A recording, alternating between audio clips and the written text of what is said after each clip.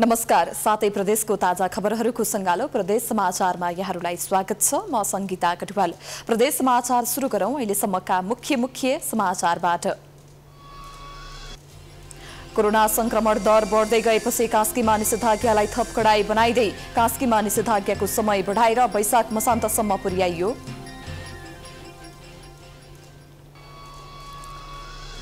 चितवनको भरतपुर अस्पतालमा स्वचालित पीसीआर मेसिन पुगेको 6 महिना समेत सञ्चालनमा आउन सकेन। स्वाब परीक्षणका लागि जाने बिरामी समस्यामा। बिग्रिएका एम्बुलेन्स मर्मत नहुँदा डोटीमा दर्जन बढी एम्बुलेन्स अलपत्र। एम्बुलेन्सको अभावमा बिरामीको उपचारमा समस्या।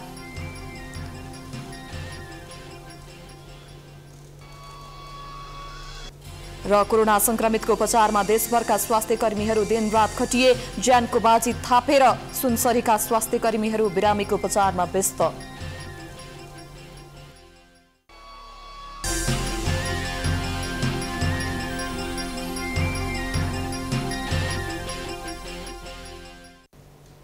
आजको प्रदेश समाचार सुरु गरौं। गण्डकी प्रदेशको कास्कीमा निषेधाज्ञालाई थप कडाई गरेको सम्बन्धी प्रसंगबाट।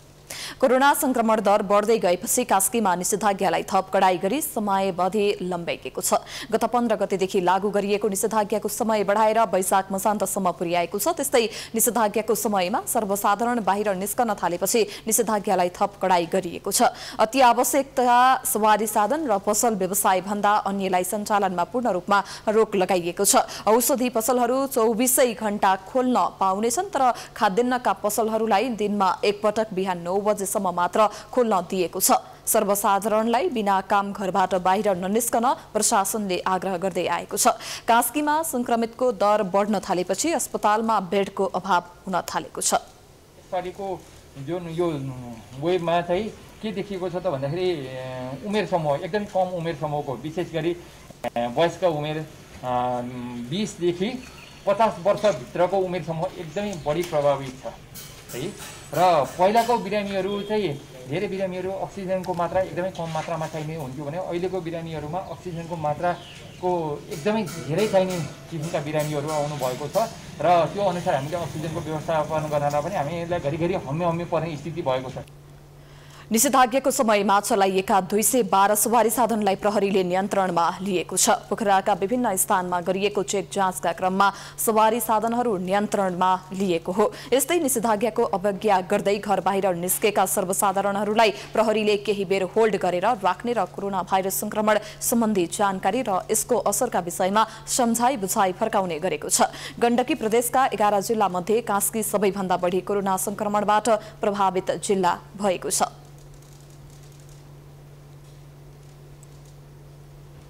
अबको क्रममा बागमती प्रदेशको चितवनमा पीसीआर मेसिन अलपत्र परेको सम्बन्धी प्रसंगतर्फ लागौं। कोरोना संक्रमणको जोखिम बढ्दै गएपछि चितवनमा स्वाब परीक्षण गर्नेको संख्यामा वृद्धि भएको छ।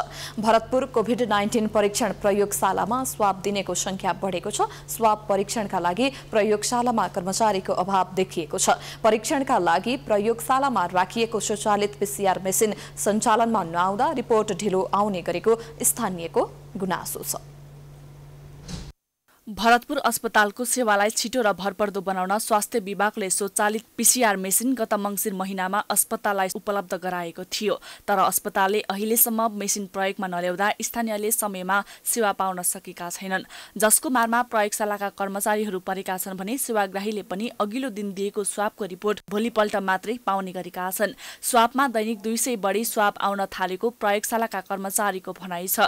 मेसिन जडान भएमा अहिलेकै जनशक्तिले दैनिक 500 स्वाबसम्म परीक्षण गर्न सक्नेछन्, तर अहिले दिनरात गरी 200 स्वाब मात्र परीक्षण गरिएको प्रयोगशालाले जनाएको छ। स्याम्पलको लोड धेरै भएपछि समस्या हुनु स्वाभाविक हो। हामी सम्पूर्ण हाम्रो साथीहरू हाम्रो जुन टिम छ, टिमले चाहिँ आफ्नो ड्युटी आवर नभनिकन, जस्तै नर्मली हाम्रो 7 देखि 8 घण्टा ड्युटी आवर हो भने हाम्रो ड्युटी सेड्युल अनुसार मात्रै नभइकन अरू समयमा पनि दिनरात गरेर खटिराख्नु भएको छ हैन। अब हाम्रो जस्तै फुल्ली अटोमेटिक एक्सट्र्याक्सन नभइकन हामीले चाहिँ म्यानुअल टेस्ट गर्नुपर्ने भएको कारणले गर्दाखेरि थोरै मेन पावरले धेरै केस गर्नुपर्ने भएको कारणले गर्दाखेरि हामीलाई त्यो सबै गाह्रो भएको छ। भरतपुर अस्पतालका निमित्त प्रमुख मेडिकल सुपरिन्टेन्डेन्ट डाक्टर जगन्नाथ तिवारीले भने अस्पतालको भवनमै मेसिन जडान गर्न लागेकोले मेसिन सञ्चालनमा ढिलो भएको बताउनु भएको छ। डाक्टर तिवारीले 1 महिनाभित्र उक्त मेसिन जडान गरी सेवा दिने बताउनुभयो। लामो समय भइसक्यो अस्पतालमै भरतपुर अस्पतालमै जुन हाम्रो अहिलेको चाहिँ PCR ल्याब छ जुन चाहिँ यहाँ चाहिँ हाम्रो अर्कै भवनमा चाहिँ सञ्चालन छ, यो पशुपक्षी तथा अन्वेषण प्रयोगशाला भन्ने छ, त्यहाँ चाहिँ सञ्चालित छ विगत वर्षदेखि नै हो। र हामीले चाहिँ यहाँभित्र चाहिँ कोठाहरू सबै व्यवस्थापन गरिसकेका छौँ र त्यो भित्र चाहिने इक्विपमेन्टहरू अहिले हाम्रो इक्विपमेन्टहरू युज भइरहेको उहाँहरूकै हो, धेरै जसो इक्विपमेन्ट उहाँहरूको छ त्यो रामपुर क्याम्पसकै। त्यो भएको कारणले गर्दाखेरि त्यो हाम्रो खरिद प्रक्रियामा अन्तिम चरणमा पुगिसकेको छ। अब त्यो व्यक्तिले जसले चाहिँ सप्लाई गर्ने उसको चाहिँ टेन्डर पनि स्वीकृत भइसकेको छ। जिल्लामा 3वटा कोरोना परीक्षण प्रयोगशाला रहेका छन्, तर धेरै चाप भरतपुर प्रयोगशालामा हुने गरेको छ। प्रयोगशालाभित्र काम गर्ने जम्मा 5 जना मात्रै प्राविधिक रहेका छन् भने सुरक्षा गार्ड सहित 7 जना कर्मचारी कार्यरत रहेका छन्। अस्पतालले स्वचालित PCR मेसिन समयमा सञ्चालन गर्न नसक्दा कर्मचारीहरूलाई रातिसम्म काम गर्नुपर्ने बाध्यता भएको छ भने स्वाब दिएकाहरूले पनि रिपोर्ट कहिले आउँछ भनेर कुरेर बस्नुपर्ने अवस्था बनेको छ। प्राइम टाइम्स टेलिभिजनका लागि चितवनबाट रबिना पौडेलको रिपोर्ट। प्रदेश समाचारमा पालो भएको छ विश्रामको।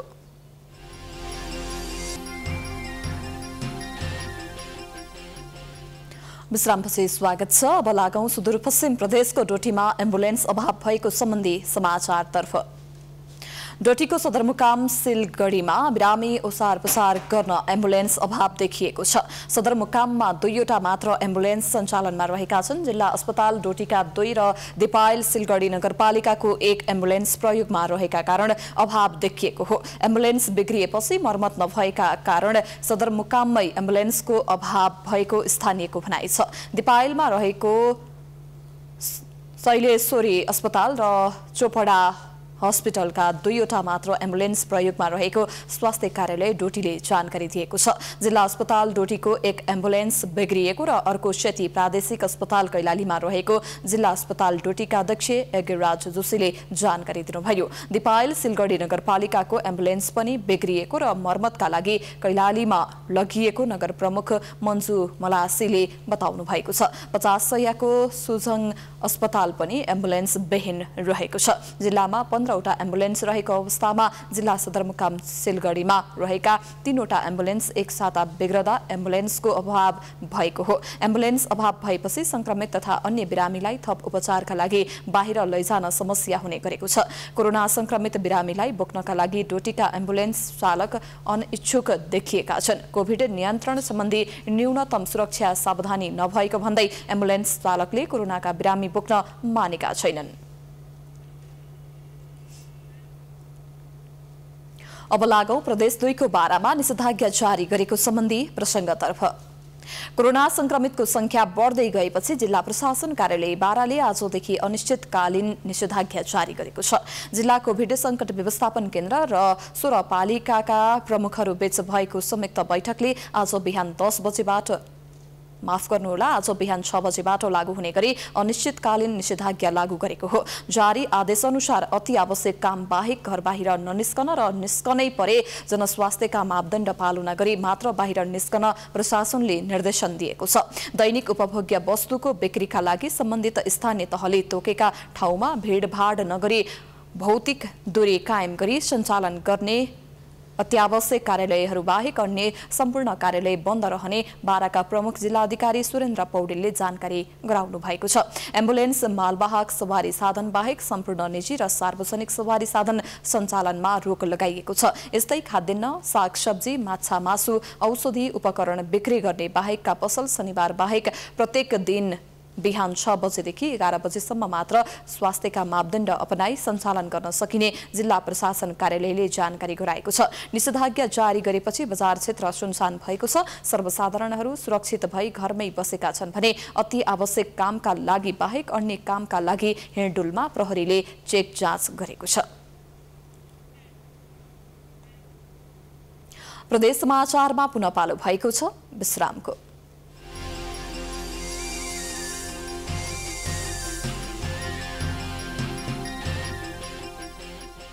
विश्रामपछि पुनः स्वागत छ। अबको क्रममा लुम्बिनी प्रदेशको नेपालगञ्जमा बिरामी कुरुवालाई सहुलियत दरमा खाना खुवाउने अभियान सञ्चालन गरेको सम्बन्धी प्रसङ्गतर्फ लागौं। बाँकेको नेपालगञ्ज स्थित भेरी अस्पतालमा उपचाररत कोभिड संक्रमित र अन्य बिरामीका कुरुवालाई खाना खुवाउन नेपालगञ्ज उपमहानगरपालिकाले मासिक 50,000 सहयोग गर्ने भएको छ। अहिले अस्पतालमा अञ्जनी माता रसोईले खाना खुवाउँदै आएको छ, जसबाट बिरामीका आफन्तले सस्तोमा सहज तरिकाले खाना खान पाएका छन्। विगतमा अस्पतालमा उपचाररत बिरामी र कुरुवालाई 20 रुपैयाँमा प्रतिछाक बिहानको खाना खुवाइरहेको अञ्जनी माता रसोईलाई उपमहानगरपालिकाले मासिक 50,000 सहयोग गर्दै आएको छ। पछिल्लो समय कोभिडका बिरामीहरूको संख्या बढेपछि रसोईले प्रतिछाक 80 रुपैयाँमा बेलुकाको पनि खाना खुवाएको छ, जसबाट बिरामीका आफन्तले सस्तोमा सहज तरिकाले खाना खान पाएका छन्। हामी बिरामी र बिरामीका कुरुवाहरूले हामीले खाना नपाएर छटपटाइरहेका छौँ र प्लस खानाको सिलसिलामा दौडिँदाखेरि बिरामीको ज्यान जाने अवस्था पनि छ कि यो राज्यका हामी नागरिक होइनौँ, यो देशका हामी नागरिक, त्यही भएर हामीले खाना नपाउने, पैसा तिरेर पनि खाना नपाउने भनेर मैले धेरै पहल गरेको थिएँ। त्यसमा चाहिँ सुनवाई गरेर हजुरहरू मिडियाको साथीहरू दबाब दिनुभयो। नगरपालिकाले बिहानको खाना दिइरहेको थियो, बेलुकाको दिइरहेको थिएन। अहिले बेलुकाको पनि खाना दिए हुनाले हामीलाई सहज भइरहेको छ। अस्पताल व्यवस्थापन समितिले खाना खुवाउन आर्थिक अभाव भएको भन्दै अनुरोध गरेपछि नेपालगञ्ज उपमहानगरपालिकाले सहयोग गर्ने निर्णय गरेको हो। यो भेरी अञ्चल अस्पतालमा अञ्जली माई रसोई र नगरपालिका मिलेर 20 रुपियाँमा हामीले बिहानको खाना खुवाइराखेको छौँ। त्यसमा दाल भात तरकारी सलाद रहन्छ र राति कुरुवाको लागि राति बस्नेको लागि यो अञ्जनी माई रसोई हाम्रो गरिब गुरुवाहरूलाई भोके पेट नबस्न परोस् भनेर निकै 4-6 महिनाबाटै यो समिति र नगरपालिका मिलेर 20 रुपियाँमा सबैलाई अस्पतालमा खाना खुवाइराखेको छ। 8 महिनादेखि आफ्नो स्वेच्छाले सेवाको भावनाले सस्तोमा खाना खुवाउने गरेको अञ्जनी माता रसोईले बताएको छ। अञ्जनी माता रसोई र नेपालगञ्ज उपमहानगरपालिकाको सहकार्यमा सस्तोमा खाना खुवाउने गरिएको बताएका छन्। अञ्जनी माता रसोई श्री सुन्दरकाण्ड मित्र मण्डल र उपमहानगरपालिकाको सहकार्यमा यो अञ्जनी माता रसोई हामी सञ्चालन गरेको 8 महिना भइसक्यो। अब 8 महिनासम्म त हामी बिहान 10 बजेदेखि 1 बजेसम्म 20 रुपियाँमा जो पनि आओस् उसलाई भरपेट भोजन गराएर पठाउँछु। लकडाउन र निषेधाज्ञा सुरु भएपछि अस्पतालमा बिरामी र कुरुवाहरूलाई बाहिर गएर खाना खाने समस्या भएपछि अञ्जनी माता रसोई र नेपालगञ्ज उपमहानगरपालिकालाई आग्रह गरेर खाना खुवाउने व्यवस्था मिलाइएको अस्पताल व्यवस्थापन समितिले जनाएको छ। यहाँका बिरामी कुरुवाहरूको अवस्था हेरेर उहाँहरू भोकभोकै बस्नुपर्ने अवस्थालाई हेरेर हामीले अञ्जली माता रसोई र नेपालगञ्ज उपमहानगरपालिकालाई अनुरोध गऱ्यौँ कि साँझको खाना यो लकडाउन अवधिभर साँझको खाना खुवाउने व्यवस्था पनि मिलाइदिनुहोस् भनेर भनिसकेपछि उहाँहरूले बिहानको त्यो 20 रुपियाँमा हामी उपलब्ध गराउन सक्दैनौँ। मान्छे कम हुनुहुन्छ साँझमा र हामीलाई हाम्रो खर्च मात्रै उठाउनको निम्ति 80 रुपियाँ चाहिन्छ। त्यसकारण 80 रुपियाँमा हो भने हामी व्यवस्थापन गर्न सक्छौँ भनेर उहाँहरूले भन्नुभयो र अहिले यो 1 हप्तादेखि साँझको खाना बिरामी कुरुवा बिरामीको निम्ति 80 रुपियाँमा हाम्रो अनुरोधमा उहाँहरूले साँझ पनि खाना खुवाउने गर्नुभएको छ। बिरामी र कुरुवालाई खाना खुवाउने काम मात्र नभई अञ्जनी माता रसोई र उपमहानगरपालिकाले अन्य सेवा समेत दिँदै आएको जनाएका छन्। सेवा नै धर्म हो भन्ने कुरालाई आत्मसात गर्दै अञ्जनी माता रसोई संस्था र उपमहानगरपालिकाको सहयोग निकै सराहनीय भएको स्थानीयको भनाइ छ। बाँकेबाट रविन्द्र घिमिरेको रिपोर्ट। अबको क्रममा प्रदेश 1 को सुनसरीका स्वास्थ्य कर्मीहरूले रात दिन उपचार सेवा दिँदै आएको सम्बन्धी प्रसङ्गतर्फ लागौं। कोरोना संक्रमितको उपचारमा देशभरका स्वास्थ्य कर्मीहरू दिनरात खटिएका छन्। संक्रमितहरूको उपचारमा आफ्नो ज्यानको बाजिर थापेर सुनसरीका स्वास्थ्य कर्मीहरूले बिरामीहरूलाई उपचार सेवा दिँदै आएका छन्। संक्रमितको उपचारमा स्वास्थ्य कर्मीहरूले कसरी उपचार सेवा दिँदै आएका छन् त हेरौं सुनसरीबाट विकल रेग्मीको स्थलगत रिपोर्ट। आदरणीय दर्शकबिन, कोरोना संक्रमणको दर दैनिक रूपमा नेपालमा बढिरहेको छ। कोरोना संक्रमणको दर दैनिक रूपमा बढेसँगै स्थानीय त्यसै गरी आम सर्वसाधारण जनताहरूमा त्रास पनि फैलिरहेको छ, त्रासमय जीवन बिताइरहेका छन्। यसै क्रममा मानिसहरू यो कोरोना सङ्क्रमणको समयमा पनि बिरामी पर्ने गरेको पनि छन् र बिरामी पर्दाखेरि कोभिड बाहेक अन्य बिरामी पर्दाखेरि पनि उहाँहरू अस्पतालसम्म जानुपर्ने हुन्छ। सो समयमा पनि स्वास्थ्य कर्मीहरूले कसरी सेवा दिइरहनु भएको छ, सेवाको अवस्था कस्तो छ, उहाँहरू कतिको जोखिम मोलेर काम गरिरहनु भएको छ भन्ने विषयमा हामी आज स्थलगत रिपोर्टिङ गरिरहेका छौँ। स्वास्थ्य कर्मीहरू जोखिम मोलेर पनि कसरी सेवा दिँदै हुनुहुन्छ, आउनुहोस् इटरी अस्पतालमा स्वास्थ्य कर्मीहरूसँग कुराकानी गरौँ।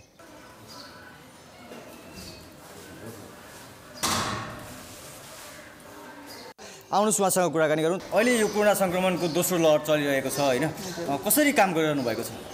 अहिले कोरोनाको दोस्रो लहर चले पनि हामीले चाहिँ यहाँनिर फिभर डेस्क भनेर चाहिँ बाहिर छुट्टै राखिएको छैन। त्यहाँनिर चाहिँ सङ्क्रमित व्यक्तिहरू आउनुभयो भने चाहिँ उहाँहरूलाई चाहिँ यहाँ फिभर टेस्ट गरेर चाहिँ हामी पिसिआरको लागि चाहिँ हामीले रङ्गशाला पठाउने गरेको छौँ होइन। अनि त्यस्तो अब कोभिड पोजिटिभ भएर चाहिँ यहाँनिर अहिलेसम्म आउनु भएको थिएन। जस्तै अस्पतालमा काम गर्नुहुन्छ होइन, कतिको डर लाग्छ, डर लाग्छ कि लाग्दैन? डर त लागिहाल्छ नि, अब कोरोना भन्ने बित्तिकै सबैजना डराउनुहुन्छ होइन, अवश्य हामीलाई पनि डर लाग्छ। अब त्यो डर सँगसँगै पनि हामीलाई चाहिँ अब बिरामीहरूको सेवा गर्नुपर्छ भन्ने हामीमा चाहिँ भएको कारणले अब डरभन्दा पनि अगाडि चाहिँ सेवाको भावना हामीमा चाहिँ आएको हुन्छ। त्यही भएर अब डरभन्दा अगाडि हामी चाहिँ सेवा नै अगाडि ल्याउने गर्छौँ। इटरी लगायत प्रदेश एकका अन्य ठुला अस्पतालहरूमा पनि स्वास्थ्य कर्मीहरू उत्तिकै जोखिममा रहेका छन् र स्वास्थ्य कर्मीहरू जोखिममा रहँदै पनि सेवाभावको कारण उहाँहरू आफ्नो दैनिक रूपमा चाहिँ अस्पतालमा आउने, चेक जाँच गर्ने र कोरोनाबाट अरूलाई पनि बचाउनलाई सुझाव पनि दिँदै आउनुभएको छ। यसै क्रममा इटरी अस्पतालमा कार्यरत अर्को एकजना स्वास्थ्य कर्मीसँग पनि कुराकानी गर्छौँ। यहाँ पनि काम गरिरहनु भएको छ होइन, अस्पताल आउन यसरी सेवा गर्नलाई डर लाग्छ लाग्दैन, कस्तो लाग्छ तपाईँलाई? डर भन्नाले पनि अब कस्तो छ भने हामी स्वास्थ्य कर्मीहरूले बिरामीहरूलाई चाहिँ स्वास्थ्य सेवा दिनु हाम्रो कर्तव्य हो, हाम्रो दायित्व हो होइन। त्यसै कारणले गर्दाखेरि अब सम्पूर्ण स्वास्थ्यकर्मी त्रासित छन्, सम्पूर्ण जनता त्रासित छन् होइन। यो कुराको सबै जानकारै हुनुहुन्छ, तर पनि हामीले जनस्वास्थ्यको मापदण्ड फलो गरेर चाहिँ तपाईँको स्वास्थ्य सेवा चाहिँ दिनै पर्ने हुन्छ होइन। हामीले त्यसै नै गरिरहेछौँ अहिले। स्वास्थ्यकर्मीले चाहिँ तपाईँको जनताहरूलाई नै उपचार गर्नुपर्ने स्थिति होइन। र अर्को भनेको चाहिँ तपाईँको स्वास्थ्यकर्मीले परामर्शदेखि लिएर सम्पूर्ण कुराहरू चाहिँ हेरिरहनु परेको स्थितिमा चाहिँ उहाँहरूले स्वास्थ्यकर्मीहरूलाई पनि एक किसिमले मानवीय तरिकाले चाहिँ यहाँका जनताहरूले चाहिँ हेरिरहनु भएछ। सर यो कोरोना सङ्क्रमण इटरीमा चाहिँ कसरी फैलिरहेको छ, के छ अवस्था? अब अहिले चाहिँ हामीले एन्टिजेन र पिसिआर दुइटै टेस्ट अगाडि बढाइरहेको छौँ र यो हेर्दाखेरि चाहिँ 300+ मानिसहरू चाहिँ कोभिड पोजिटिभ भइसकेको अवस्था छ। र हामीहरू तथ्याङ्कमा हेर्दा र होम आइसोलेसनको मोनिटरिङ गर्दाखेरि हामीले के पाएको छौँ भने घरको एउटा सदस्य पोजिटिभ हुनुभएको छ भने सबै घरको परिवारकै सदस्यहरू चाहिँ पोजिटिभ भइरहेको चाहिँ हामीले तथ्याङ्क पाइरहेको छौँ। यसले के देखाउँछ भने कोरोना समुदायमा गइसक्यो इटरीमा। अब यसलाई सबैले पक्षबाट नियन्त्रण गर्नुको विकल्प रहँदैन। अब पहिलो कुरा त यो क्राइसिसमा स्वास्थ्यकर्मी चिकित्सकहरूलाई मनोबल उच्च बनाउनुपर्छ सरकारले, स्थानीय सरकार, प्रदेश र केन्द्र सरकारले। दोस्रो कुरामा सुरक्षा दिनुपर्छ, त्यो प्रोटेक्टिभ इक्विपमेन्ट प्रोभाइड गरेर होस् या चाहिँ अस्पतालमा काम गर्ने सन्दर्भमा चाहिँ सुरक्षा दिनु पर्यो। त्योसँगै उसलाई दिने इन्सेन्टिभको कुरा, उसको परिवारलाई दिने कुराहरूमा सरकार चाहिँ अलिक उदार भएर लाग्नु पर्यो। यति बेला फ्रन्टलाइनमा खटिने वा अस्पतालमा खटिने जो कोही अस्पतालको सेवा प्रदायकहरू चाहिँ जोखिममा हुनुहुन्छ, त्यो जोखिम वर्गलाई सधैँ उच्च मनोबल र आवश्यक सम्पूर्ण उसको मागहरू चाहिँ सरकारले सबै तहका सरकारले पुरा गरिदिनुपर्छ भन्ने मलाई लाग्दछ र म यही तपाईँको टेलिभिजन मार्फत यही कुरा अनुरोध गर्न चाहन्छु। हस्, धन्यवाद। स्वास्थ्य कर्मीहरूले उच्च जोखिमको साथमा सेवा पुर्याइरहनु भएको छ र उहाँहरूले दिएको सेवालाई चाहिँ सबैले सम्मान र उहाँहरूलाई चाहिँ प्रोत्साहन गर्नुपर्छ र त्यसका लागि स्थानीय सरकार, प्रदेश सरकार र केन्द्रीय सरकारले पनि स्वास्थ्य कर्मीको मनोबल उच्च बनाउनलाई विभिन्न योजनाहरू पनि ल्याउनु आवश्यक देखिएको छ। प्राइम टाइम टेलिभिजनको लागि विकल रेग्मी, सुनसरी। अन्तमा लुम्बिनी प्रदेशको कपिलवस्तुमा सञ्चारकर्मीका लागि आइसोलेसन बेड तयार गरिएको सम्बन्धी प्रसङ्गतर्फ लागौं। कपिलवस्तुमा कोरोना संक्रमितको संख्या बढ्दै गएपछि नेपाल पत्रकार महासंघ कपिलवस्तु शाखाको भवनमा सञ्चारकर्मीहरूका लागि अक्सिजन सहितको आइसोलेसन बेड सञ्चालन गरिएको छ। कपिलवस्तु नगरपालिका र कपिलवस्तु अस्पतालको सहयोगमा अस्थायी कोरोना अस्पतालका स्वास्थ्यकर्मीको निगरानीमा रहने गरी 5वटा बेड सहितको आइसोलेसन सञ्चालन गरिएको हो। कपिलवस्तु नगरपालिकाका मेयर किरण सिंह र कपिलवस्तु अस्पतालका मेसु किशोर बन्जाडे र व्यवस्थापक रत्नाकर शुक्लाको विशेष सहयोगमा महासंघको भवनमा आइसोलेसन सञ्चालन गरिएको महाशाखाले जनाएको छ। आइसोलेसनमा उपचारका लागि पहिलो प्राथमिकता पत्रकारहरूलाई दिइनेछ। हाल कपिलवस्तुमा कुल संक्रमितको संख्या 829 पुगेको छ भने 53 जनाको कोरोना संक्रमणका कारण ज्यान गएको छ।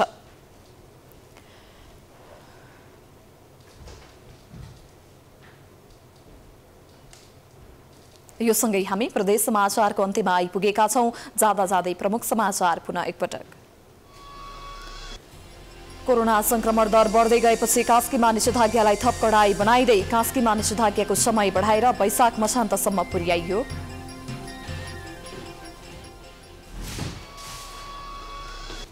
चितवनको भरतपुर अस्पतालमा स्वचालित पीसीआर मेसिन पुगेको 6 महिनामा समेत सञ्चालनमा आउन सकेन। स्वाब परीक्षणका लागि जाने बिरामी समस्यामा।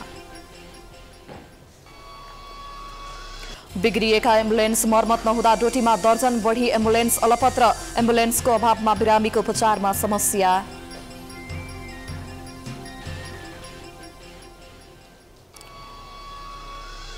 र कोरोना संक्रमितको उपचारमा देशभरका स्वास्थ्यकर्मीहरू दिनरात खटिए। ज्यानको बाजी थापेर सुनसरीका स्वास्थ्यकर्मीहरू बिरामीको उपचारमा व्यस्त।